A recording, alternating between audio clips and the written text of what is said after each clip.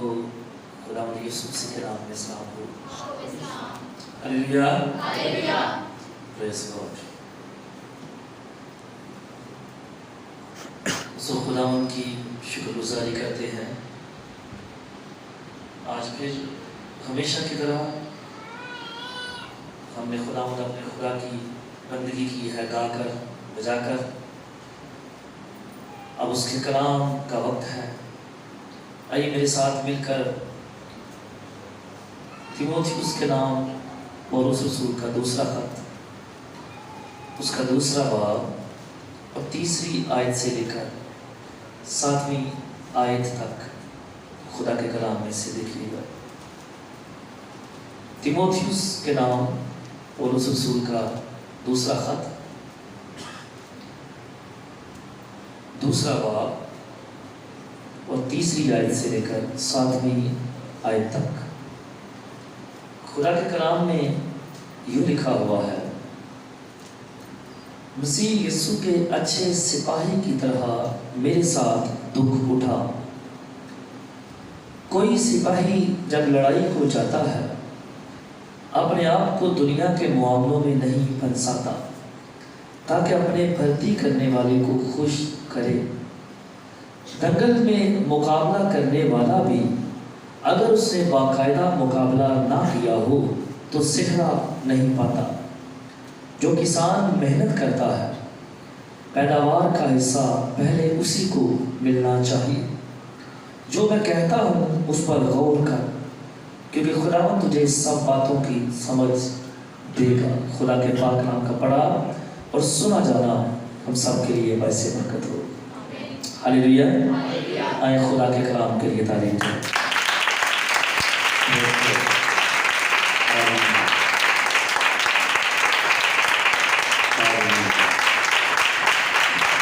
اور زور سے تعریف کریں۔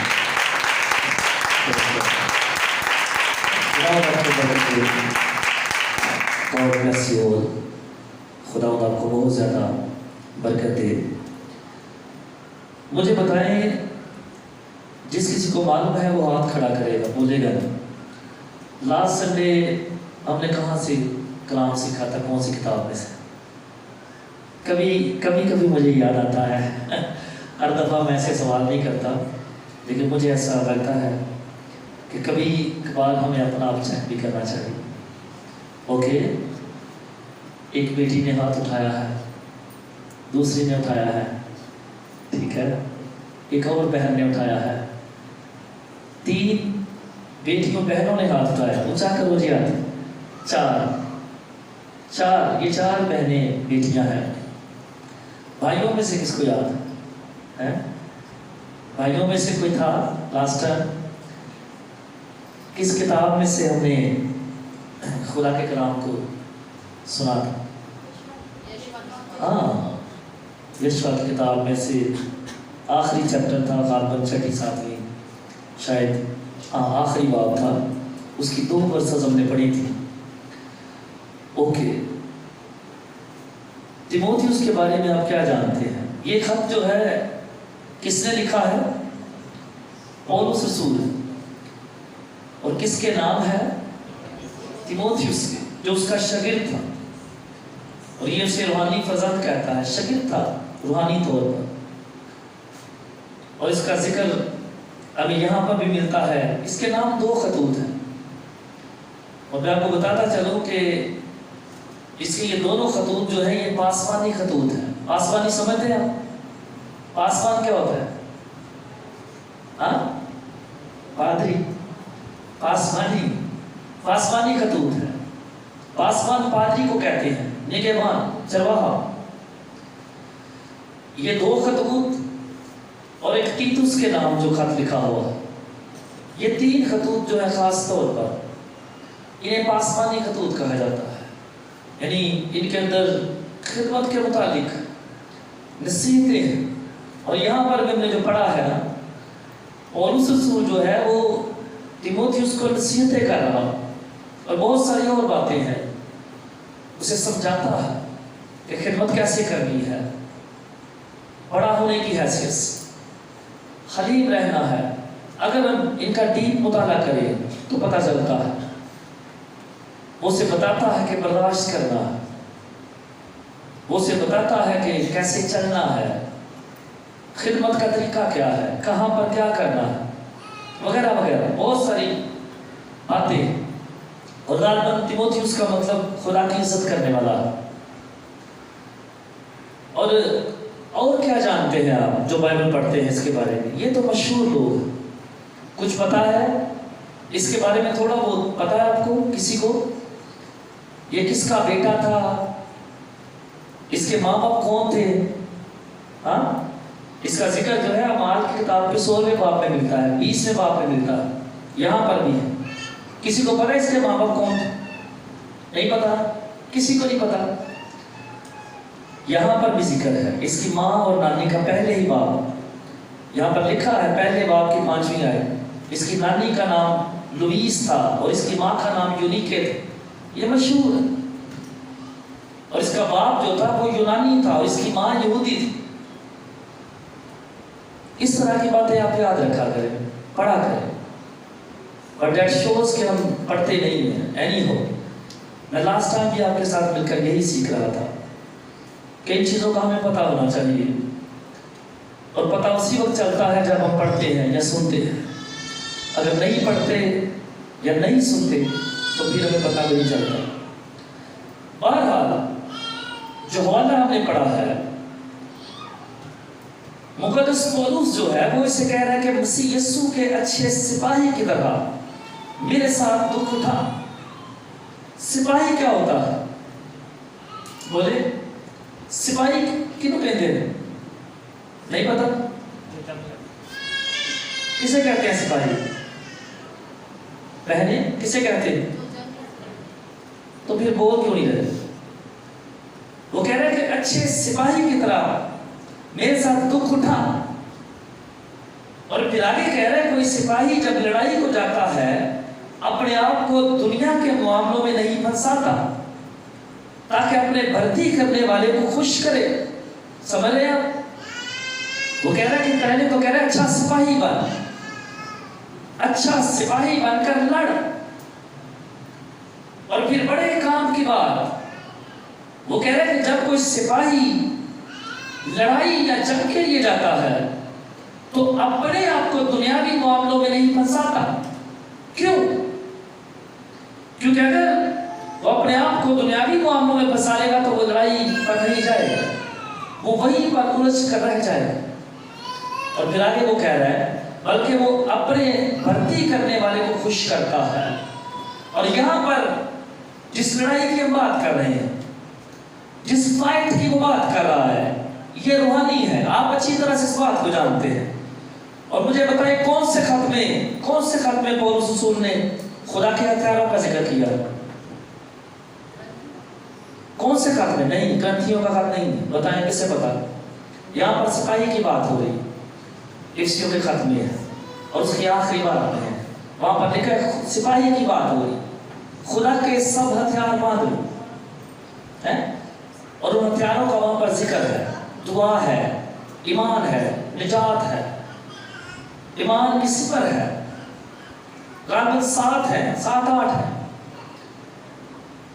جو وہ روحانی سپاہی کو، اور میں کہہ رہا ہوں کہ یہاں پر وہ روحانی فائٹ کی بات کر رہا ہے کیونکہ یہ روحانی لوگ ہیں، اور کہہ رہا ہے کہ دنیاوی معاملوں میں سپاہی اپنے آپ کو نہیں پھنساتا بلکہ اپنے بھرتی کرنے والے کو خوش کرتا ہے۔ اور اس جگہ پر جب ہم کلیسیا کی چرچ کی بات کرتے ہیں، جب پولس رسول کی بات کرتے ہیں، تیموتھیوس کی بات کرتے ہیں، تو انہیں بھرتی کرنے والا کون ہے؟ ہمیں بھرتی کرنے والا کون ہے؟ یسوع۔ ہاں، وہ کہہ رہا ہے جب سپاہی لڑائی ہو جاتا ہے تو دنیاوی معاملوں سے اپنے آپ کو الگ رکھتا ہے بلکہ اپنے بھرتی کرنے والے کو خوش کرتا ہے۔ اور یہاں جو کیپٹن ہے، کپتان ہے، وہ یسوع ہے۔ جو لیڈر ہے، اس کے ہاتھ میں کمان ہے، وہ یسوع ہے۔ اور اس کا مطلب یہ ہے کہ مسیح کا وفادار ہو، ہاں، اچھے طریقے سے فائٹ کرنا سیکھ۔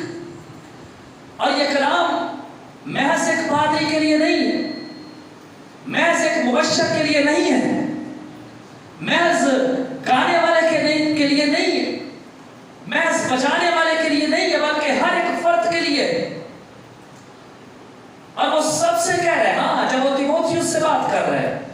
دیٹ مینس کہ وہ ساری کلیسیا سے کہہ رہے ہیں کہ ہاں کلیسیا کے ہر فرد کو ایٹ لیسٹ جو خدمت کرتا ہے، ہاں جو مسیح کا بدن ہے، اسے اچھا سپاہی بننے کی ضرورت ہے۔ اور وہ کہہ رہے ہیں میرے ساتھ دکھ اٹھا۔ جہاں تک دکھ اٹھانے کی بات ہے، آپ اور میں جانتے ہیں کہ بہت کم لوگ دکھ اٹھانا چاہتے ہیں، میکسیمم لوگ خوش رہنا چاہتے ہیں۔ ایون ہم خدمت کی بات کر رہے ہیں، بہت سارے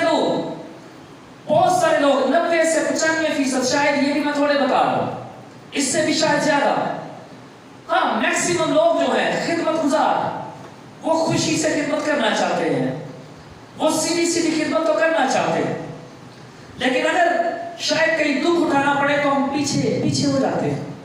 لیکن وہ کہہ رہا ہے کہ مسیح کے لیے دکھ اٹھا، کیونکہ مسیح نے دکھ اٹھایا تھا۔ اور مسیح نے کس کے لیے دکھ اٹھایا تھا؟ پبلک کے لیے، لوگوں کے لیے، دنیا کے لیے۔ اس لیے وہ کہہ رہا ہے کہ پہلے تو اچھا سپاہی بن، اور پھر سپاہی ہونے کے ساتھ اگر تجھے دکھ اٹھانا پڑے تو تجھے دکھ اٹھانا، اور پھر جب تو سپاہی ہے تو تیرا دھیان جو ہے وہ صرف اور صرف فائٹ کی طرف ہونا چاہیے، ہاں خدمت کی طرف ہونا چاہیے۔ دنیاوی معاملوں سے اپنے آپ کو دور رکھ، چونکہ اگر تو دنیاوی معاملوں میں پھنس گئی تو پھر تیری خدمت جو ہے وہ ڈسٹرب ہو جائے گی، پھر تیری فائٹ جو ہے جو روحانی ہے اسے تو ہار سکتا ہے۔ ہاں تیرا دھیان جو ہے وہ ٹوٹلی مکمل طور پر اس دوڑ کی طرف ہونا چاہیے جو تو دوڑ رہا ہے۔ تیرا دھیان جو ہے مکمل طور پر اس ٹارگٹ پہ ہونا چاہیے جہاں تک تجھے پہنچنا ہے۔ اگر تیرا دھیان ہٹ گیا تو تو گر سکتا ہے، اگر کسی کا دھیان جو ہے بٹا تو وہ گر سکتا ہے، وہ ہار سکتا ہے، وہ نقصان اٹھا سکتا ہے۔ اس لیے وہ سے کہہ رہا ہے کہ ٹوٹلی مکمل طور پر تجھے ایک اچھا سپاہی بن کے فائٹ کرنی ہے۔ ہاں اور یہ بات میرے اور آپ کے لیے بھی ہے، اور میں نے کہا کہ کوئی بھی ہے، ہم میں سے کوئی بھی ہے، as a team, as a church, ہم میں سے کوئی بھی ہے، ہماری خدمت جو ہے وہ چرچ کے اندر کچھ بھی ہے، لیکن خدا کا کلام، خدا کا خادم یہ نصیحت کرتا ہے کہ نمبر 1 ہمیں اچھا سپاہی بننے کی ضرورت ہے۔ ہاں اگر ہم سپاہی ہیں تو اگر کہیں ہمیں دکھ بھی اٹھانا پڑے تو ہمیں تیار ہونا چاہیے۔ اور پھر وہ کہہ رہے کہ جو سپاہی ہے اسے دنیا داری سے اپنے آپ کو الگ رکھنا ہے۔ یہ نہیں کہ ادھر چرچ اور دوسری طرف کچھ ہو، ادھر دعا دوسری طرف کچھ ہو، ادھر روحانی سنگت وہاں سیاسی سنگت، ادھر خدا کی سنگت میں رہنا وہاں دوسری سنگت میں رہنا۔ نو، وہ کہہ رہا ہے کہ اگر کوئی خادم، کوئی مبشر، کوئی ایلڈر، کوئی ڈیکن، کوئی ورشپر، کوئی بھی خدا کا خادم اگر خدمت کے ساتھ ساتھ اپنے آپ کو دوسرے معاملات میں پھنساتا ہے تو وہ فیل ہوگا، وہ فیل ہوگی۔ اس لیے اپنا دھیان جو ہے وہ خدا پر رکھ، اس خدمت پر رکھ جو تجھے دی گئی ہے، اس کام پر رکھ، اس ذمہ داری پر رکھ جو تجھے سونپی گئی ہے۔ اور پھر آگے کیا لکھا ہے؟ ایک پہلوان کی مثال دے رہا ہے، دنگل میں مقابلہ کرنے والا بھی اگر اس نے باقاعدہ مقابلہ نہ کیا ہو تو سہرا نہیں پاتا۔ پہلے وہ ایک روحانی شخص کو جو ہے سپاہی کہہ رہا، 2-3 تصویریں کھینچی ہیں اس نے یہاں پر، پہلے وہ سپاہی کہہ رہا ہے، اب وہ پہلوان کہہ رہا ہے، اور پھر آگے اور بھی کچھ اس نے، ہاں کسان کی بات بھی ہم نے پڑھی۔ یہ دنگل کیا ہوتا ہے ویسے؟ دنگل کا ذکر، ہاں کیا ہوتا ہے؟ فائٹ، مقابلہ، لڑائی کی جگہ۔ اور وہ کہہ رہا ہے کہ اگر دنگل کے اندر مقابلہ کرنے والا بھی اس نے باقاعدہ مقابلہ نہ کیا ہو تو سہرا نہیں پاتا۔ یہاں پر وہ اسے ٹرین بھی کر رہا ہے، سمجھیے گا بات، وہ ٹرین کر رہا ہے۔ اور آپ جانتے ہیں جب وہ پہلوان کی بات کر رہا ہے تو پہلوان کشتی کے لیے تیار ہوتا ہے، اور وہ کہہ رہا ہے کہ اگر اس نے پراپر ٹریننگ نہیں لی تو وہ ہار جائے گا، وہ جیت نہیں سکتا۔ اسی طرح جب وہ ایک خادم کو، ایک خدمت گزار کو پہلوان کہہ رہا ہے جو دنگل میں مقابلہ کرتا ہے، تو وہ کہہ رہا ہے کہ اسے روحانی داؤ پہ سیکھنے ہوں گے، اسے روحانی طور پر تیار ہونا ہوگا۔ ہاں، پہلوان اگر جیتتا ہے تو سہرا، انعام، سہرے کا تعلق سر کے ساتھ ہے، سہرا پاتا ہے۔ اگر ہارتا ہے تو سہرا نہیں پاتا، کریڈٹ نہیں ملتا، انعام نہیں پاتا۔ اسی طرح اب وہ کہہ رہے ہیں کہ اگر روحانی شخص جو ہے وہ پوری طرح سے تیار نہیں ہوتا تو اس فائٹ کے اندر، اس دنگل کے اندر جو روحانی ہے، اس مقابلے کے اندر جو شرارت کی روحانی افواج سے ہے، جو شیطان سے ہے، جو دشمن سے ہے، اس جنگ میں اگر روحانی شخص جو ہے وہ ریڈی نہیں ہے، تیار نہیں ہے، اگر اس نے داؤ پہ نہیں سیکھے تو وہ ہارے گا، وہ فتح نہیں پائے گا۔ اس لیے کہہ رہا ہے کہ سپاہی بن، ایک پہلوان کی طرح جو دنگل میں کشتی کرتا، پہلے تیاری کرتا ہے، ویسے تیار ہو۔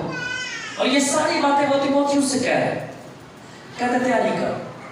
اور مجھے یاد پڑ رہا ہے کہ جب میں نے ہتھیاروں کی بات کی ہے، سپاہی کی بات کی ہے، میں نے بتایا ہوا کہ وہ جو ہتھیار وہاں پر لکھے ہوئے، وہ پولس رسول کو جو اس نے صلح کی جوتی کی بات کی ہے، سر پر خود کی بات کی ہے، سپر کی بات کی، یہ باتیں اسے کہاں سے ملی ہیں؟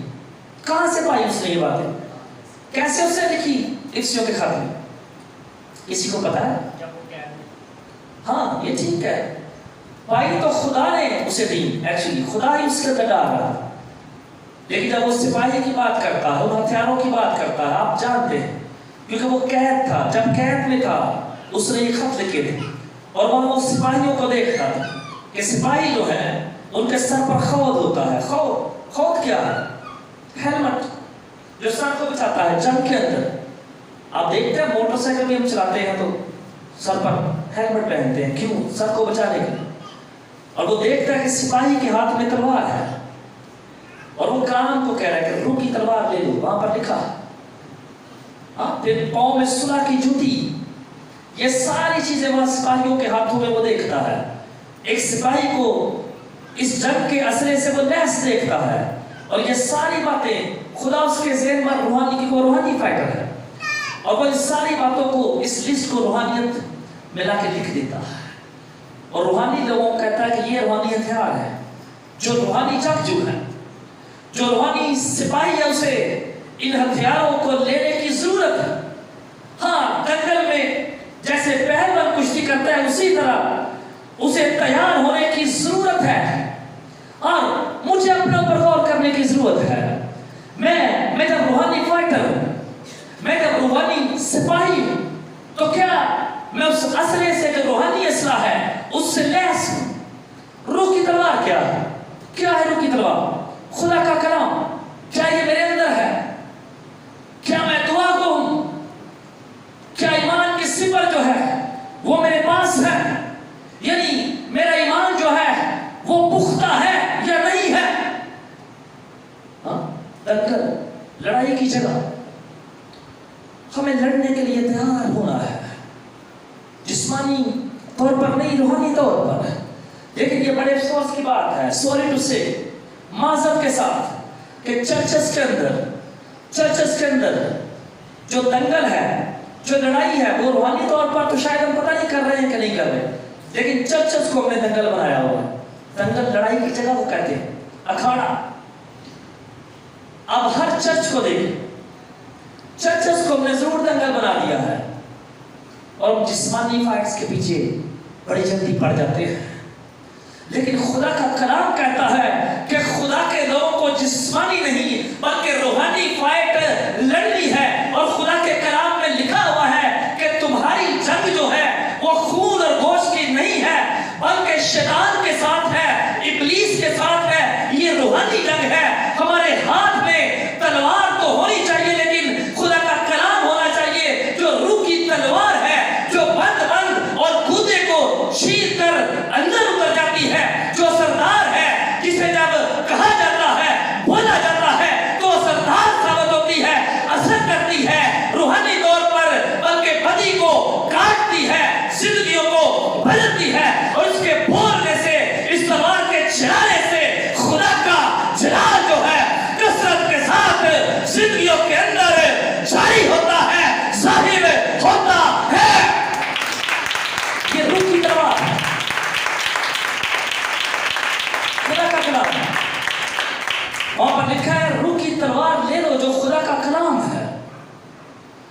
اور یہاں پر وہ کہہ رہا ہے کہ یہ سارے ہتھیار تجھے لینے ہیں، یہ ساری روٹین تیری ہونی چاہیے، پر میں کہہ رہا ہوں کہ ہم سب دیکھتے ہیں کہ روحانی فائٹ ہم نہیں لڑ رہے.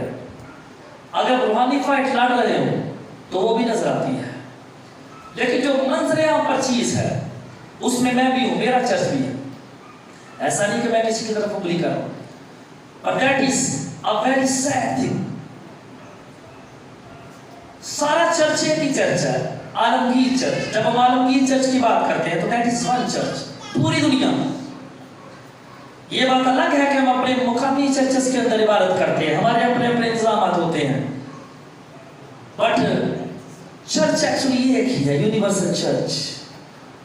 ساری دنیا Christianity, Jesus is only one. جیسے یسوع ایک ہے ویسے اس کے لوگ چرچ بھی ملا کر ایک ہی چرچ بنتا ہے. لیکن میں کہہ رہا ہوں کہ اٹس ویری سیڈ، یہ بڑے افسوس کی بات ہے کہ چرچز کو ہم نے اکھاڑا بنایا ہوا اور ہم فزیکل فائٹس کرتے ہیں. We are not fighting for Christ, for God. ہم شاید خدا کے لیے، یسوع کے لیے جس فائٹ کی یہ بات کر رہے ہیں وہ نہیں کر رہے. پر ہاں چرچز کو ہم نے اکھاڑا اور دنگل ضرور بنایا ہوا ہے. اور یہ افسوس کی بلکہ شرم کی بات ہے ہمارے لیے. ہمارے لیے یہ شرم کی بات ہے کہ چرچز کے اندر ہم فائٹ کرتے ہیں. اور فائٹ کن کے اندر ہوتی ہے؟ جو ٹیم کے لوگ ہیں، ٹیم کے لوگ وہ فزیکل ہو جاتے ہیں اور انہیں ذرا شرم نہیں آتی، انہیں ذرا پتہ نہیں چلتا کہ وہ مقام، وہ جگہ کون سی ہے. ویسے ایسی بڑا نہیں ہو چرچ سے، نہیں یہ ادب کرنا چاہیے. لیکن چرچ میں وہ دنگل بنانے ہیں، ایسے دنگل بنا رہے تھے، یہاں کھانا پینے میں ذرا شرم نہیں آتی، پتہ نہیں چلتا. چینج جب تک یہاں نہیں آتا چینج ہم نہیں ہو سکتے. چینج ہمارے اندر آئے، اس بات کی ضرورت ہے. اس لیے وہ کہہ رہا ہے کہ نو، یہ فائٹ جو ہے یہ دنیاوی نہیں بلکہ یہ روحانی جنگ ہے. اور ایک اچھا سپاہی بننے کی ضرورت ہے اور اپنے آپ کو دنیاوی مسائل سے الگ کرنے کی ضرورت ہے. کیونکہ اگر میں دنیاوی معاملات میں پھنس گیا، میں سیاست میں پھنس گیا، میں گناہ میں پھنس گیا، تو میں اس کے نیچے آ کر دب جاؤں گا اور میری خدمت جو ہے وہ تہس نہس ہو جائے گی. خوبصورت توڑا جو مجھے خدا نے دیا ہے وہ ضائع ہو جائے. لیکن آپ جانتے ہیں کہ خدا حساب لینا اچھی طرح جانتا ہے. پتہ ہے نا توڑے والی تفسیر یاد ہے جس نے دبا دیا تھا کیا اشر ہوا. اور ایسا ہوگا اگر مجھے خدا نے خدمت دی اور میں نہیں کرتا. دبانے کا مطلب کیا ہے؟ ختم کر دینا. جب کسی چیز کو دفن کر دیا جاتا ہے that is finished. اور اگر میں نہیں کرتا تو خدا مجھ سے پوچھے گا، چھوڑے گا نہیں مجھے، وہ حساب دے. مست ہے، پکی بات. خدا کے کلام میں لکھا ہے کہ چھوٹی سی بات، اور یسوع نے کہی، اس نے کہا کہ چھوٹی سی بات بھی جو انسان کے منہ سے نکلے گی نا وہ عدالت میں لائی جائے. چھوٹی سی بات، ایوری تھنگ. خدمت تو ایک بہت بڑی بات ہے. بٹ ہاں جو ہم سیکھ رہے ہیں وہ یہ ہے کہ اگر میں ایک روحانی سپاہی ہوں تو میں کیسا فائٹر ہوں، میری اسپرچول تیاری جو ہے وہ کیسی ہے. کہیں ایسا تو نہیں کہ میں گاتا اور بجاتا ہوں اور محض گا کر بجا کر چلا جاتا ہوں، پر میری اسپرچول لائف جو ہے وہ بالکل نہیں، وہ ٹھنڈی ہے. کہیں ایسا تو نہیں میٹنگ لیڈ کرتا ہوں، میں کلام سناتا ہوں، لیکن میں ایکچولی روحانی طور پر تیار نہیں ہوں. اور جب فائٹ ہوتی ہے تو میں فیل ہو جاتا ہوں، ہار جاتا ہوں. اور جب میں دنگل کی بات کر رہا ہوں، دنگل کی بات، ہم لوگ جسمانی طور پر لڑ کے، جسمانی طور پر ہم شاید ایک بڑی بات سمجھتے ہیں، پر یہیں پر ایکچولی ہم روحانی طور پر ہارتے ہیں. جب ہم جسمانی، یہ دنیاوی معاملے ہیں نا، یہاں پر لکھا ہو کہ فائٹر، سپاہی اپنے آپ کو دنیاوی معاملات میں نہیں الجھاتا. اور جب ہم جسمانی فائٹ کرتے ہیں، ایک دوسرے کو مارتے ہیں، تو ایکچولی ہم روحانی طور پر ہار رہے ہوتے ہیں. وجہ کیونکہ ہم جسمانی چیزوں میں الجھ گئے. یہ جسمانیت ہے جس نے ہمارے برین کو کیپچر کر لیا ہے. جسمانی چیزیں جو ہیں وہ ہم پر حاوی ہو گئی ہیں، ہم پھنس چکے ہیں اور ہم فزیکل ہو جاتے ہیں، ہماری زبانیں چینج ہو جاتی ہیں. لیکن خدا کا خادم کہتا ہے کہ نو،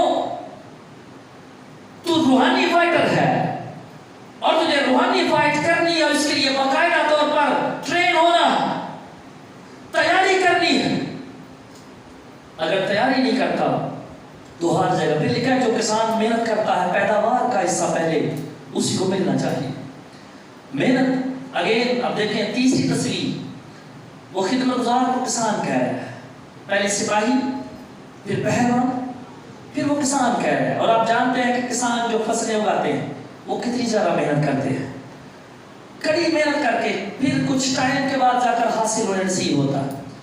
اور پھر وہ روحانیت کی بات کر رہا ہے، وہ روحانی باتیں کر رہا ہے، وہ کہہ رہا ہے کہ اگر محنت کرتے ہیں تو حاصل ہے، اگر محنت نہیں تو حاصل بھی نہیں۔ اگر وہ یہ کہے کہ حاصل بغیر محنت کے کوئی کھا لے تو کہہ رہا ہے کہ نہیں، پاسبل نہیں۔ ہاں وہ کہہ رہا ہے پیداوار کا حصہ محنت کرنے والے کسان کو ملنا چاہیے، پر پہلے محنت، اگر محنت نہیں تو پھر حاصل بھی نہیں ہے۔ اور وہ خدمت گزار کو کسان کے ساتھ تشبیہ دے رہا ہے۔ اور پھر آخری آیت میں لکھا ہے جو میں کہتا ہوں اس پر غور کر، کیونکہ خداوند تجھے سب باتوں کی سمجھ دے۔ کن باتوں کی سمجھ دے؟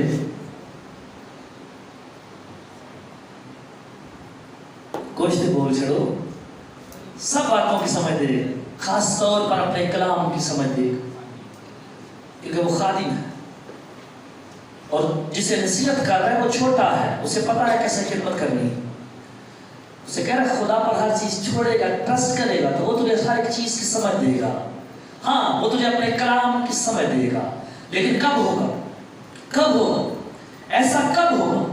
جب ہم خدا پر غور کریں گے، خدا کے کلام پر غور کریں گے، جب ہم خدا سے کہیں گے ہاں کہ میری عقل جو ہے وہ ناقص ہے، میری سمجھ جو ہے وہ کچھ بھی نہیں، ہاں مجھے پریس کر۔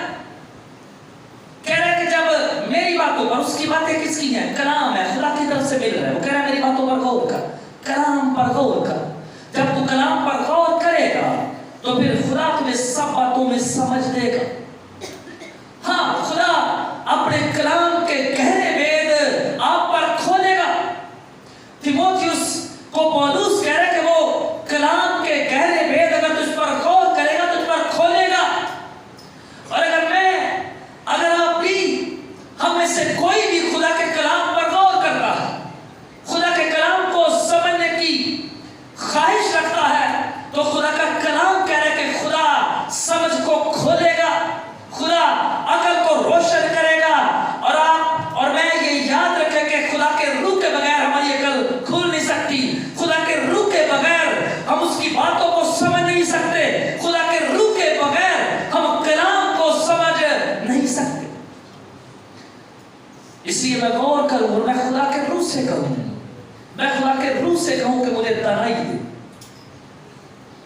خدا کے روح سے کہوں کہ میری عقل کو روشن کرتا کہ میں گہرے بیدوں کو، کلام کے گہرے بیدوں کو سمجھ سکوں۔ ہاں اگر میں خدمت میں ہوں تو مجھے خدمت کے پلانز بتا، ہاں مجھے واضح کر، کیونکہ میں نہیں جانتا۔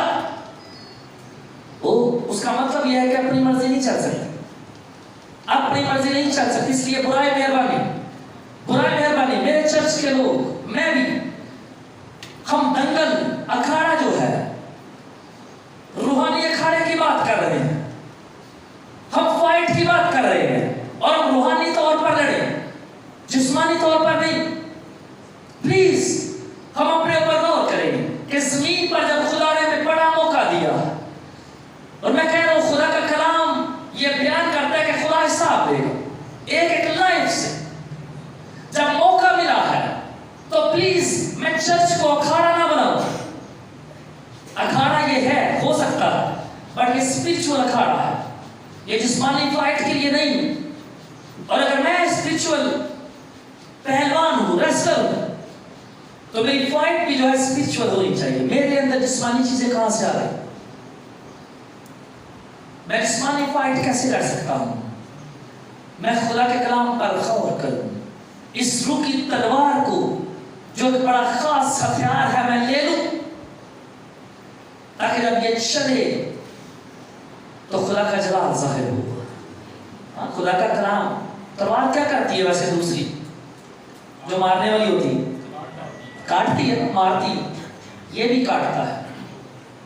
کاٹتا ہے، کیسے کاٹتا ہے؟ کیا خیال ہے آپ کا؟ جیسے وہ تلوار خون بہاتی ہے، گوشت کو کاٹتی ہے، یہ بھی کاٹتا ہے۔ خدا کا کلام روح کی تلوار، ہاں یہ اچھائی کو برائی سے کاٹ کر الگ کر دیتی ہے، یہ اچھے اور برے میں فرق کرتی ہے، کاٹتی ہے،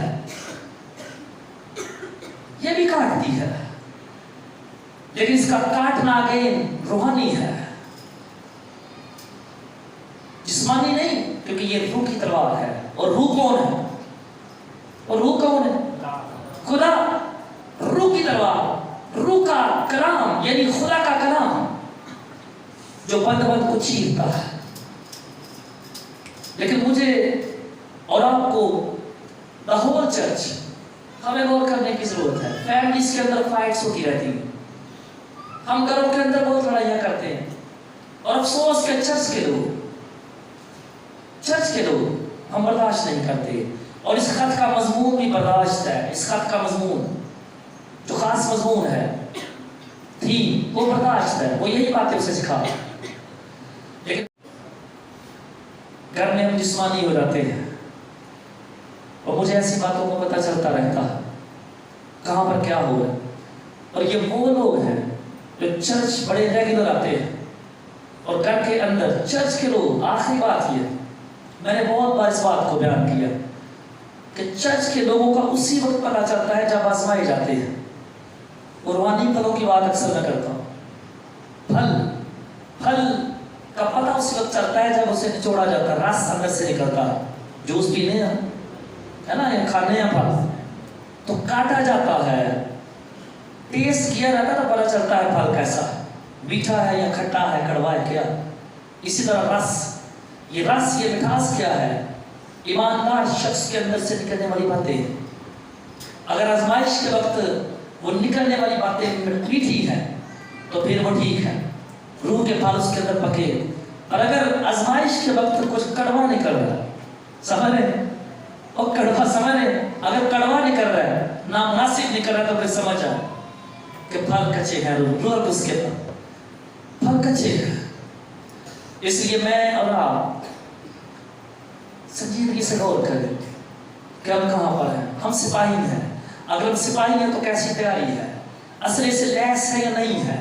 اگر پہلوان ہے تو تیاری کیسی ہے؟ داؤ پہ جاتے ہیں کہ نہیں آتے؟ مجھے کیا کرنے کی ضرورت ہے؟ کیا میں کلام پر جو روح کی تلوار ہے جس پر وہ کہہ رہے غور کرتا ہوں، کرتی ہوں یا نہیں؟ جب ایسا کروں گا تو خدا کا کلام کہہ رہا ہے کہ بھی ساری باتوں میں خدا تجھے سمجھ دے گا، اور بلا پیسے فائٹر بنیں گے کہ ہر جگہ آپ فتح پائیں گے، اور ابلیس جس کے ساتھ ہماری جنگ ہے وہ شکست کھائے گا۔ آمین۔ آئیے ہم دعا کریں۔ پریز گاڈ۔